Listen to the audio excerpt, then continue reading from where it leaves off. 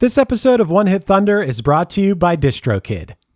Christian Bale was preparing for his role in American Psycho, dressing the part, hitting the gym, getting his teeth redone.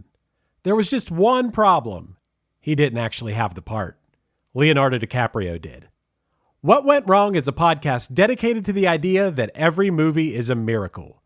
Join Lizzie Bassett and Chris Winterbauer every other week as they unearth the chaos and humanity behind Hollywood's biggest flops and most shocking successes. They aren't here to dunk on your favorite films. They're here to celebrate movies. As the New York Times said, they're movie industry people who truly love films and the people who make them. Listen to What Went Wrong wherever you get your podcasts. When you think about businesses that are selling through the roof, like Aloe or Allbirds, sure, you think about a great product, a cool brand, and great marketing. But an often overlooked secret is actually the businesses behind the business, making selling, and for shoppers, buying, simple. For millions of businesses, that business is Shopify. Nobody does online business better than Shopify. It's home of Shop Pay, the #1 checkout in the world. You can use it to boost conversions up to 50%, meaning way less carts going abandoned and way more sales going through to checkout. Sign up for your $1 per month trial period at shopify.com/income, all lowercase. Go to shopify.com/income to upgrade your selling today. That's shopify.com/income. Who let the dogs out? Who let the dogs out? 25 years ago, Baha Men unleashed Who Let the Dogs Out on the world. And whether you loved it or hated it, there's no denying its impact. This week, we're joined by our friend Jim Logrando to celebrate the song's silver anniversary and dig into everything we never knew about this Bahamian group's wild ride. From Grammy wins and Kids' Choice Awards to its surprising roots as a feminist anthem calling out creeps, this now classic song is a lot more than just the jock jam. And with the doggy door wide open, we dig through the rest of their catalog to find out, did Baha Men have more music with bite, or was this their one and only bar? Get back, Gruffy, bash Gruffy, get back, you flea infested mongrel. One hit is all you need to make the money guaranteed, and you can live off royalties forever. And it makes me wonder, is it just a wonder, or is it one hit thunder? So Matt, pushing 300 episodes of One Hit Thunder, and we haven't done Who Let the Dogs Out yet? No, and that's why when I saw that it was the 30-year anniversary of this song, or the 25-year anniversary of this song coming out, I thought, well, now seems like a good enough time to start talking about it. Okay, it's finally time. Who Let the Dogs Out? The song that reminds me, the thing that this reminds me of, and I'm sure past guest and friend PJ Caruso will remember this, is that we would go to this bar, like where we grew up. It was called Sweeney's. It no longer exists because somebody like got shot there or shot outside of there or something. Anyway, we would go and we would put Who Let the Dogs Out like on repeat on the jukebox. And there was a guy that we went to high school with that got real mad about it and unplugged the jukebox. I thought you were going to say, and that was the night that there was a shooting. As No. Yes, they shot the jukebox. Looking back, maybe we deserved to have the jukebox unplugged.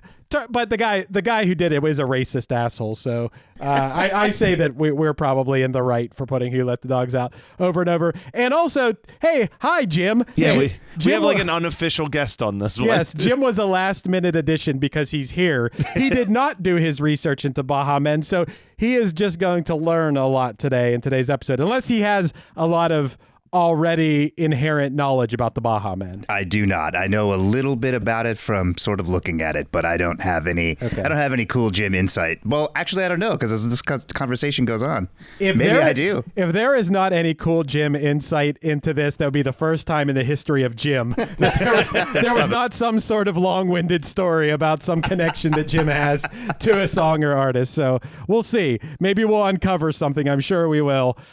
Who Let the Dogs Out? We We all know it as being a Baha Men song, actually written by Trinidadian musician Anselm Douglas. But there's some real, even controversy behind that to a certain extent. Is that right, Matt? Yeah, I saw a little bit of that. I want to start even before this song, honestly. Okay. Because, in the grand scheme of, one-hit wonders and the flash in the pan one-hit wonders, Baha Men, their history goes back a lot farther than you would imagine from the hit. Now, there's also, technically this is a song for what you could call Baha Men 2.0 in a lot of ways. But yeah, they started in 1977 as a disco band called High Voltage. That's so strange that the Baha Men, or the Baha Men to a certain extent, they seem to have at least one member I know, a little bit of what I always laughed about was with Punchline, I always said hey, at some point, some younger person will take over each person's role, kind of like a Menudo thing. Yeah. Someone takes over someone's role like a younger person, so the institution of the band continues. I know that did happen at some point where someone's nephew took over. And I think honestly it was a full shift. If you watch that Who Let the Dogs Out video, there is no way that any of those three guys were in this band in 1977 because they all look 20. Right.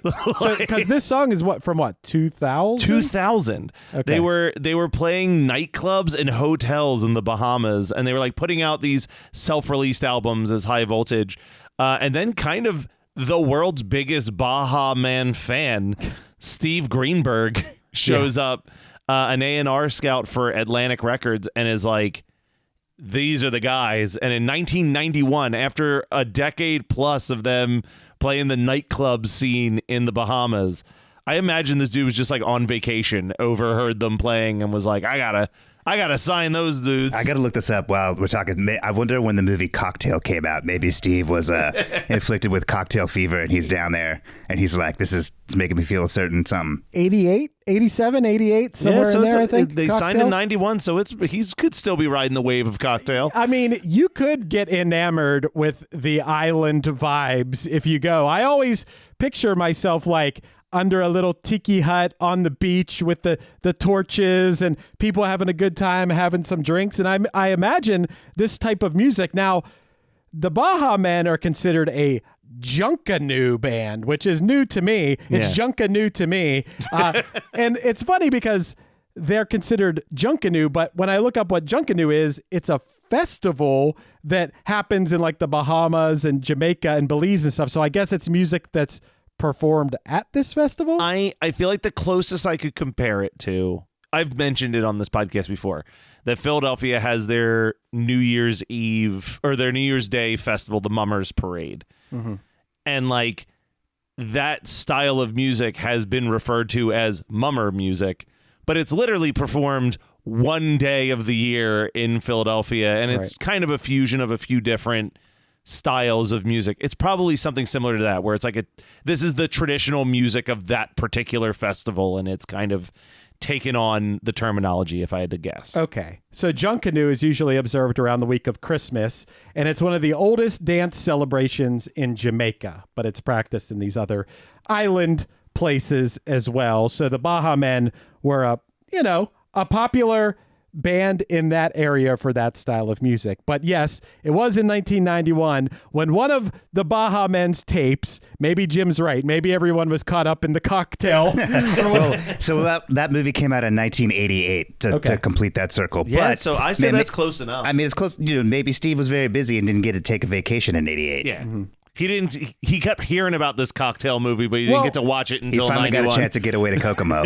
This Steve Greenberg story reminds me a lot of a story we explored that led us down a road, kind of a wild road, when we did the Primitive Radio Gods episode. Yeah. There was a guy who just championed Primitive Radio Gods, every step of the way, believed in this band, kept pushing them. That guy, we did this whole episode and didn't realize that guy ended up being JD, the guy who started Crush Management. Oh, nice. Who then, through a friend of his, a friend and fellow manager, reached out to us, and I ended up booking some artists on Krista Makes a Podcast and stuff, through this guy. But yeah, it was just this wild thing. His name was like John, something begins with a D. I didn't realize it was the guy who, like our friend Brendan knows and stuff. He's of course. one of the two Crush guys. Wow. So this Steve Greenberg is the JD of the Baha Men because he believed in them every step of the way. He also had them change their name. He's the one that was instrumental in changing the name from High Voltage to Baha Men. Okay. Which,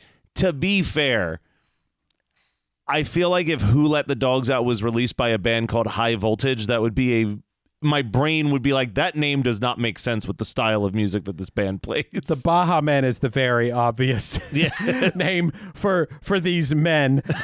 Yes, he was Steve Greenberg. He was an Atlantic Records A&R guy. He signed them to a subsidiary of Atlantic called Big Beat. And then in 1992, they released their first album, Junkanoo, which included the local hit Back to the Island. And I listened to this song. I checked it out. It reminds me of a song that would be written for travel commercials for going to the islands, mixed with something that Tim and Eric would do on Tim and Eric Awesome Show. Good job. Like, it is just the most stereotypical island song. It has all kind of examples of things that you could do on the island, which I gotta love that. I can't really talk shit on that. I think that's pretty cool. I mean, I think the bigger news is what they did on their second album in 1994, Oh, yeah. bringing it back to One Hit Thunder. Yep. Their single off their second album was a cover of Dancing in the Moonlight. Yes. It was called Dancing in the Moonlight, and I was like, is this going to be what I think it's going to be? Yes, it was an island version of Dancing in the Moonlight. And not bad. It's exactly what you'd expect, but if you were on an island, I could definitely see myself getting into this after a couple pina coladas. Yeah, for sure. It's not a bad cover. I will give them a lot of credit on that. Then Greenberg moved to Polygram Records, and Baha Men came right along with come them. on with me. In 98, they released their album, Dung Spank. Unfortunately, Dung Spank only sold 700 copies in the United States, and they were dropped. But Steve Greenberg, 700 copies, that doesn't faze him. At this point, following in the footsteps, or maybe this is probably around the same time that JD was doing this for Primitive Radio Gods. Steve Greenberg says, no, I believe in the Baha Men. I am ride or die with the Baha Men. He started his own label called S-Curve. And then this is the point where the original vocalist of the band, Nehemiah Heald, left the band and was replaced by his nephew, Omerit. Yeah. He starts a record label, signs this 700 album selling group to his new record label. And you know what? Things didn't really happen too much on their 1999 album. But that's just because of biding the time. Greenberg apparently also goes back to the islands. Oh, wow. The story that I heard on this Vice documentary about... Did you watch that? I watched some of it, yeah. Okay. It seems like he was on an island, heard this Trinidad singer singing this doggy song. Oh, yeah. And said, I know the exact group that can take this song and break it in the States. And suddenly, like, worlds collide. And it is the Baha Men's time with this cover of Who Let the Dogs Out. And at this point, I know you know the answer to this. I want to ask Jim a question. In 2000, Who Let the Dogs Out is everywhere. For sure. How high do you think this song peaked on the Billboard Hot 100? I do not know the answer to this. I'll have to guess. I mean, it was everywhere. Did it go to number one? It couldn't have. Number 3. It peaked at 40. Oh, 40. Well, yeah, I was way off. I was really surprised by that, too. So was it just everywhere? I think it's because it became like a sporting event and like Jock Jam staple, and it was probably all over like TRL and the box. Like, I think it was a youth thing, but it was happening when no one was really buying singles in that way anymore. Like, because I don't think anyone wanted to own Who Let the Dogs Out. I think they just wanted to hear Who Let the Dogs Out. Who Let the Dogs Out was just in the atmosphere. It was just out there, but no one actually said, I need to own that. Yeah. It's just playing everywhere. Exactly. Okay. And for an example of this is like, I knew one of the two songs it fell between. So it peaked at 40. Yeah. And above it was Creed Higher, which is a song I obviously know. And that song was on its downward trajectory. But underneath it at 41 is a song I've never heard in my life. John Michael Montgomery's The Little Girl. I mean, it's country It's music. definitely country. So, so there is a Jim might be able to help me out with this because Jim seems to know his '90s country a little bit. Am I right? Maybe. Yeah, we'll see. There's maybe like 5 country songs I like, and one of them I think is a John Michael Montgomery song. It's like in the 7th grade, I was falling fast for a blue-eyed girl in my homeroom class. Do you know this song? It's life's a It's dance. You learn as you go. Yeah, it's sometimes you lead, sometimes you follow. I think. Are you asking me if it's John Michael Montgomery? Yeah. Maybe. Yeah, it's either him or it's like Tracy Bird. Tracy Lawrence. No, Tracy Lawrence is a guy too. John Michael Montgomery had I believe he had a song that I like, and it might be "Life's a Dance." Okay, I'm gonna look it up. Yeah, Okay. please look that up for me. Meanwhile, on the It Billboard is John charts, Michael Yeah. there Montgomery. you go. Meanwhile, in the charts, the top 5, we had "Mean Girls" by Pink. Not really one of Most Girls. "Most Girls" by Pink. Not one of the most beloved and remembered Pink songs, but number 4, Donald Trump's favorite rock band, 3 Doors Down with "Kryptonite." Number 3, Creed was still doing it. This is why Higher was so low. With Arms Wide Open was chilling at 3. Yeah. Madonna with Music, and Pittsburgh's very own Christina Aguilera with "Come On Over" at number 1. Come on over, baby. It's on my playlist. And Dude, then Creed the was. note What where- years did Creed still doing it? They were like at the top of the game at that Yeah. time. Like with Arms Wide Open was like. Oh yeah, no, I mean, they were still on that. They were still on the rocket ship. Weathered was when the ship started to come down. I mean, it was like Butt Rock and Who Let the Dogs Out was the That's year the sound of 2000. That was absolute butt rock heyday. Yeah. Yeah, and then Puddle of Mud. Well, similarly, I've been trying to do a thing with each song where I point out at least one noteworthy debut when it peaked. Yeah, I saw And what it is. Is it Matchbox 20 Yep. if you're gone? Yep. I also saw some past songs we talked about. We did episodes about on One Hit Thunder, Matt. At 31, we had Faded from Soul Decision. One spot higher at 30, we had the band that is not very happy with us, at least one member, BB Mac with Back Here. I saw some other things like people I've had on Krista Makes a Podcast. You're a God from Vertical Horizon at 28. Wonderful from Everclear was at 11. That seemed pretty high for Everclear. It's crazy to think that Everclear, like probably the 5th song I think about when I think of Everclear, went to number 11, but Who Let the Dogs Out only went to 40. Yeah. I mean, but here's the thing. I get it because Wonderful is probably not the most known or the first thing that comes to people's minds when they're thinking of like if they grew up on alternative rock, right? You think of like Santa Monica, Everything to Everyone, I Will Buy You a New Life.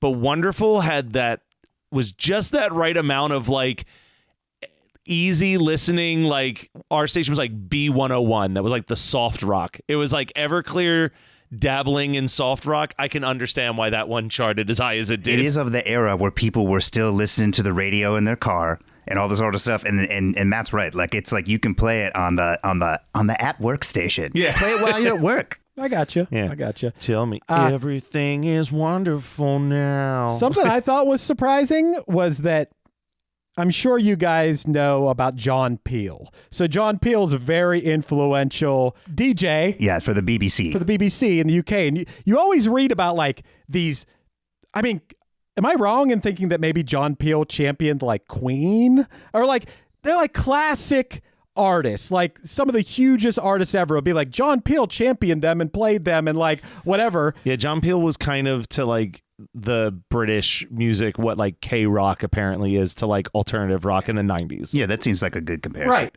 Well, John Peel championed Baha Men, Who Let the Dogs Out.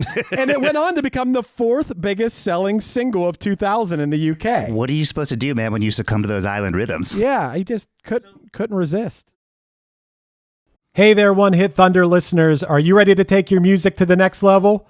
Well, get ready to rock because this episode is brought to you by DistroKid, the ultimate digital music distribution service for artists like you. With DistroKid, you can easily upload your songs or albums to online stores and streaming platforms like Spotify, Apple Music, and YouTube Music, reaching fans all around the globe. But that's just the beginning. DistroKid offers a ton of awesome features like Hyperfollow, which helps you promote your releases and get pre-saves on your songs all for free. But wait, there's more. The DistroKid app is now available on iOS and Android. With the app, you can manage your releases, track your streaming stats, and even withdraw your earnings, all from the palm of your hand. And for those looking to perfect their sound, check out Mixia. This powerful tool allows you to put the finishing touches on your tracks in minutes, ensuring they sound polished and professional every time. But that's not all. DistroKid has just launched a brand new feature called Instant Share, allowing you to easily share large files securely with collaborators, producers, and more. With Instant Share, you can keep your music streaming at the highest quality while making the best impression possible. So what are you waiting for? Elevate your music career today with DistroKid and unlock a world of possibilities. Possibilities that I know all about because I've been using DistroKid for years. It's seriously great. If you haven't used it before, you're going to love it. And One Hit Thunder listeners get an exclusive offer, 30% off your first year with DistroKid by signing up at distrokid.com/VIP/OneHitThunder. That's distrokid.com/VIP/OneHitThunder. The spirit of innovation is deeply ingrained in America, and Google is helping Americans innovate in ways both big and small. From improving emergency response times to protecting against cyber attacks, local, state, and federal governments are innovating with Google AI. This is a new era of American innovation. Find out more at g.co/American Innovation. The Red Hot Clearance event is on right now at Burlington, and I'm excited for the markdowns. It's all about savings on top of savings throughout the store. This is when I stock up on styles for my closet, home decor, and much more because there's up to 70% off other retailers' prices on clearance. I mean, I'm going every day because these prices, too hot to miss. Burlington. Deals, brands, wow. Styles and selections may vary by location. This episode is brought to you by State Farm.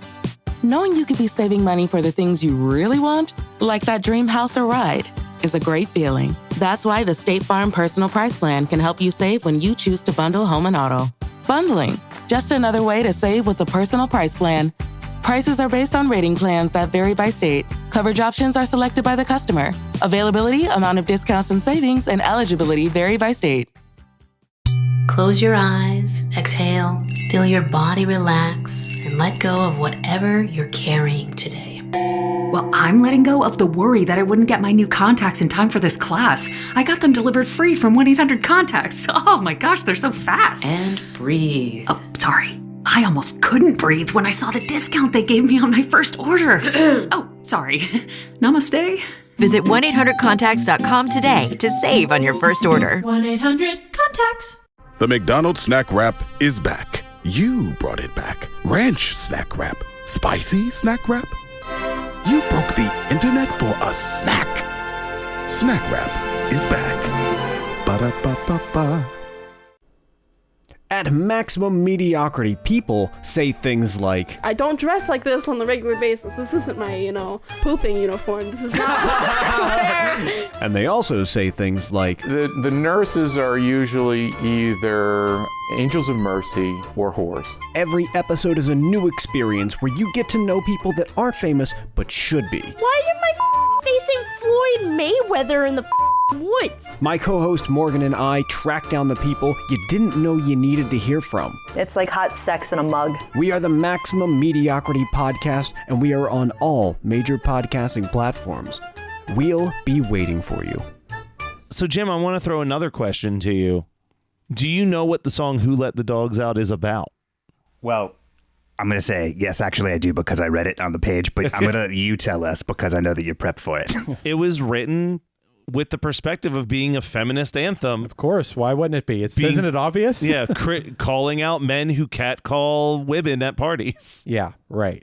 Guys who bring down the party. You know what? I feel like when I re-listen to the song with that in mind, I'm like, I mean, that's I do like this song more. It must make it cooler. But here's a question. Do you think that they lost that meaning when they did the reimagination? Because the original song, like, did they cover it word for word, or did they change the intonation? It's pretty close. It's obviously like a different style, but I don't think they changed the lyrics that much. Could you guys imagine catcalling a woman? It's so insane to me. It is so insane to me to think about me being on the street and seeing a woman and saying something creepy to her. Yeah. Like, I can't imagine like saying like, hey baby. Yeah. Like even that's so insane to me. People do this. I know. Yeah, today it's happening literally right now somewhere. I mean, every woman has stories about this happening, you know, some women all the time. What kind of human being does this? I mean, I'm sure there are worse things. I mean, obviously there are worse things, but this is pretty bad. Yeah. Like, I feel I am always, maybe I go too far the other way, but I always approach a conversation, even when I was single, from a perspective of like, oh, even if maybe I would want it to grow to a more flirtatious thing, I come from the start being like, I just want to seem like a normal person to this person. I want to come at this conversation as a normal person first, and then if I'm feeling the vibes or something, maybe get slightly flirtatious. It blows my mind. No, guys are wild.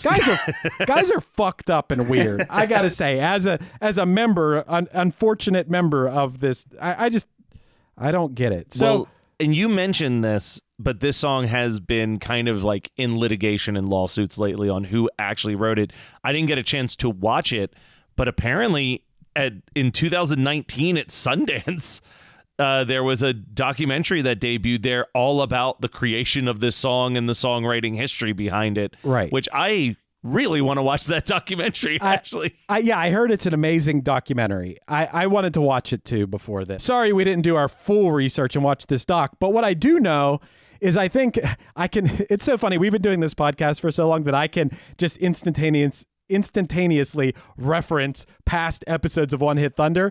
I think this is a situation like Whoop There It Is, where Who Let the Dogs Out was kind of a thing that people said, just like Whoop There It Is, how there was 95 South did Whoop There It Is. It was just something that was in the zeitgeist that people were kind of saying, not like a mainstream thing that people were saying, but kind of like a phrase, and maybe even the cadence of it was something like in the world of like the Miami like booty music and stuff was being said. And I think that the story I saw about Anselm Douglas, who is the person who I would say harnessed this, has credit for writing this song, was that he had a brother-in-law who had a radio show in Toronto, and I think he did a sort of like jingle style thing about like Who Let the Dogs Out for that radio station, and then his brother-in-law and like the other DJ is like, you should make that a full song, and he's like, okay, on it. He just happened to be the person who took this phrase, this thing that may have been said before, and was like, okay, I'm going to write the song, because there was a 90s UK, like an obscure demo tape of like a band in the UK that had something like this. There was a 1987 recording of a high school football team in Michigan that chanted Who Let the Dogs Out. There was a 1992 techno song by these artists named 20 Fingers and Gillette with a variation of it. There was a 1995 Miami-based radio station jingle with a similar thing. Anselm Douglas was just the one who made the full song and like was like, yo, this is me. Yeah. Well, listen, this song maybe only peaked at 40, but boy, did it bring some great awards the Baha Men's way. Grammy. They won a Grammy. Grammy award-winning Baha Men. For Best Dance Recording. The Billboard Music Awards gave them the World Music Artist of the Year, as well as the World Album of the Year. But I think the most important award that they won was the Nickelodeon's Kid Choice Award for Favorite Song and for Favorite Band. Very nice. Very nice. They followed this up with a single that I actually remember seeing the video in 2000 on, we had the channel The Box, which I think was a regional thing. But it was the song You All Dat. Did you look into You All Dat? That is not one that I listened to. Okay. It samples The Lion Sleeps Tonight. Oh, wow. And almost as if throwing away everything that Who Let the Dogs Out is about, it is a song where one of them very creepily is hitting on a woman, trying to tell her that she's all that. Wow. Wow. Baha Men. They really missed. He's like, we got to cover 100% of the bases. Yeah. I still can't figure out if they're a band or not anymore. They so sporadically put out albums from 2000 to 2025. I think they put out 2 releases in that 25-year period, but they covered like crazy. Did you listen to their Crocodile Rock cover that they did for the Crocodile Hunter movie? You could literally just do every popular song ever, island style, and just have a career. I think if you could do an island style well, I think that's what you could do. And I want to check out their Christmas medley where they did an island combo of Little Drummer Boy and Silver Bells. This is the definition of novelty music. This is novelty music. Grammy award-winning novelty music, but this is novelty music. Do you guys want to play a game or what? Oh, absolutely. Yeah. All right, to buzz in, you gotta bark. Okay. Whoever barks first. If you get it without the multiple choice, it's 2 points. If you get it with the multiple choice, it's 1. You're going to get 7 questions. Okay. So good luck, fellas. Steve Greenberg, this one, you're going to get the multiple choice no matter what. Okay. Steve Greenberg, the A&R guy who discovered the Baha Men, also discovered a whole bunch of bands of brothers. Which one of these bands did Steve Greenberg, the Baha Men champion, not discover? A, the Jonas Brothers. B, Hanson. C, Greta Van Fleet. Or D, AJR? I know 2 of them for sure. Wolf. Okay. It's pretty weak bark, Matt. Sorry. I'm going to go with D. That is incorrect. Shit. Ooh. Well, okay. I'm going to take a guess then since Matt already blew it. Okay. You said Hanson was one of them, and you said Jonas Brothers was one of them. And what's the other one? A, the Jonas Brothers. B, Hanson. C, Greta Van Fleet. Or D, AJR? I'm going to guess he didn't discover Greta Van Fleet. God damn it. That's correct. Jim, you got a point. Yeah. Good job. I knew he discovered Hanson in the Jonas Brothers. I had a feeling because Matt was Hanson #1 super fan, so he was over here geeking, so I had a feeling that was one of the answers. I don't know why he discovered all these bands that were brothers in the band. I don't know why that's his thing. I just realized something about this guy. S-Curve Records, that's a label that put out Fountains of Wayne, Welcome Interstate managers. Ooh, wow. Yeah. No brothers in that band. No, that's what I was wondering for a second, but I was like, oh, it's not that. Okay. This is another one where you need all 4 choices. Okay. Which one of these is not a song on Baha Men's Dung Spank album? A, Exuma's Reincarnation. B, Mash de Roach. C, Kokomo. Or D, Love Me, Summer Girl. Woof. Go ahead, Jim. Kokomo. That is incorrect. They did a cover of Kokomo on this album. Of course they did. So I'm going to say Wolf. Okay. B, Crush the Roach. No, that's incorrect. That was actually Mash de Roach. Sorry, Mash de Roach. That is a song on this album. It was Love Me, Summer Girl. Love Me, Summer Girl. I made that one up. Okay. All right, Jim leads 1-0. Okay, now we get to the point where you can buzz in. Baha Men won the Kids' Choice Award in 2001 for Favorite Song. At those same Kids' Choice Awards, who won Favorite Band? You were actually incorrect, Matt. That was the next year they won Favorite Band in 2002. I don't know that they won it, but okay, if you say so. At those same Kids' Choice Awards where they won Favorite Song for Who Let the Dogs Out, who won Favorite Band? Wolf. Go ahead.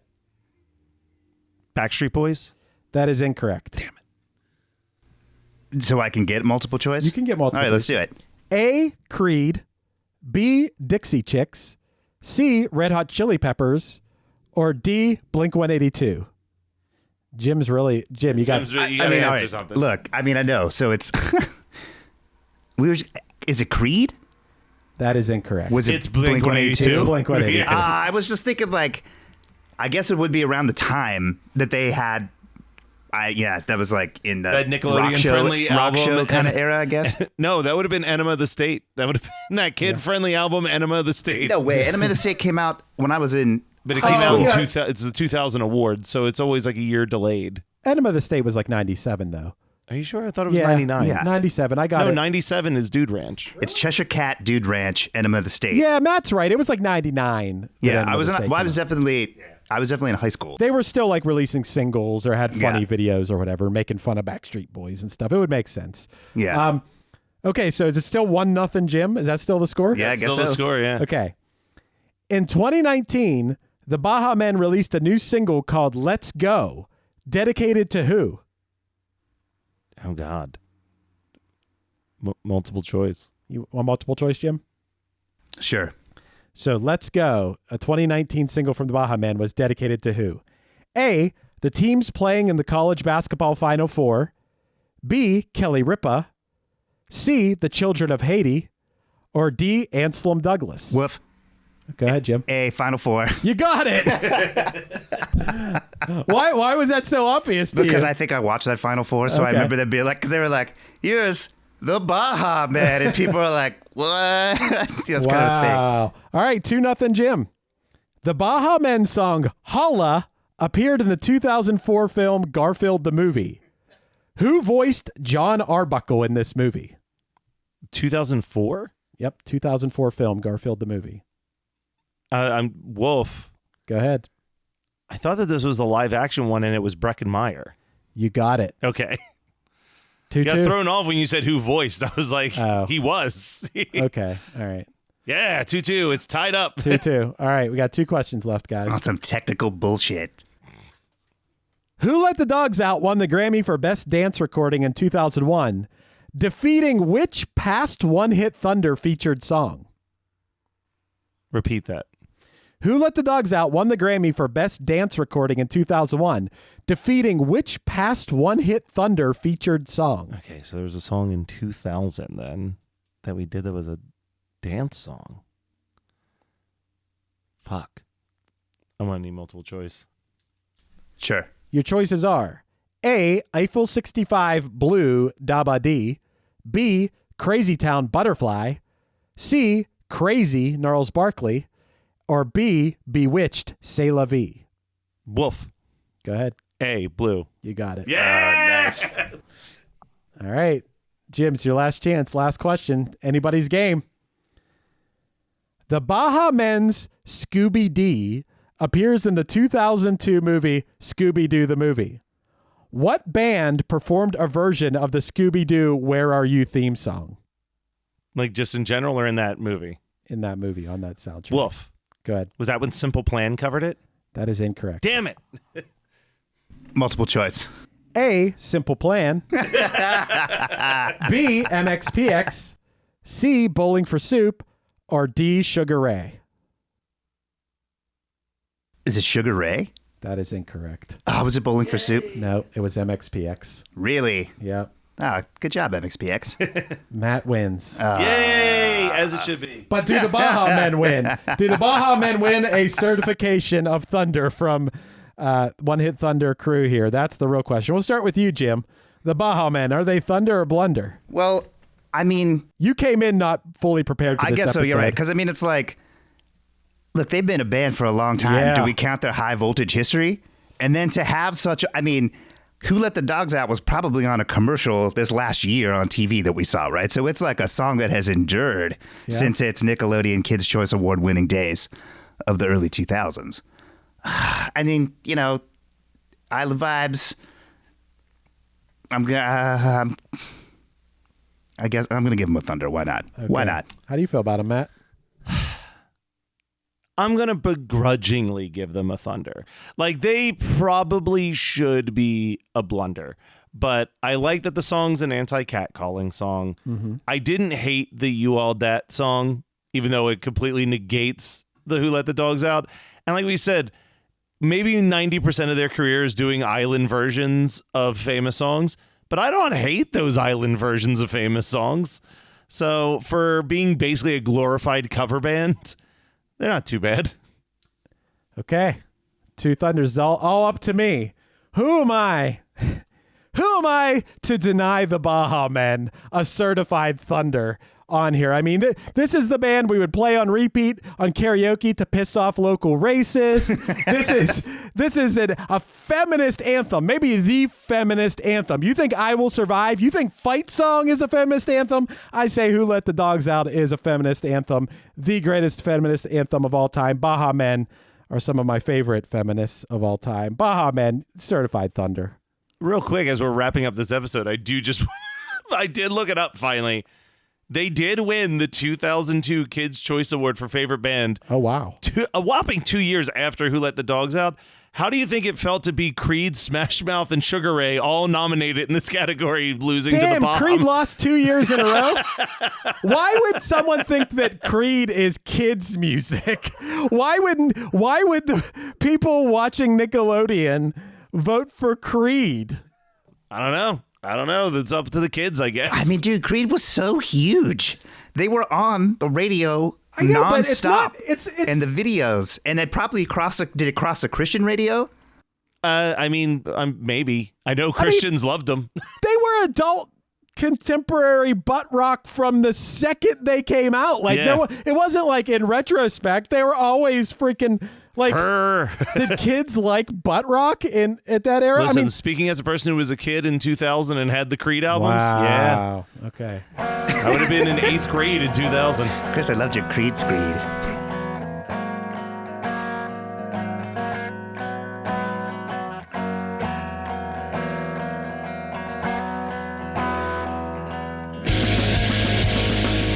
This has been One Hit Thunder. One Hit Thunder is hosted by Chris Fafalios of the band Punchline and produced by Matt Kelly of Geekscape.net. Underneath me, you're hearing Rewind off the Punchline Rewind EP. Visit punchlinemusic.com for any upcoming news on the band. Our podcast is on Patreon now. Find us at patreon.com/OHT podcast for early access to episodes, bonus conversations, and a chance to vote on future songs for us to cover. Be sure to rate, review, and subscribe to us on any podcasting app, and tune in next week for more One Hit Thunder. All I know is I'm unknown by these things I cannot say. Rewind, 'cause passing won't cut it this time. You're listening to the Geekscape Network.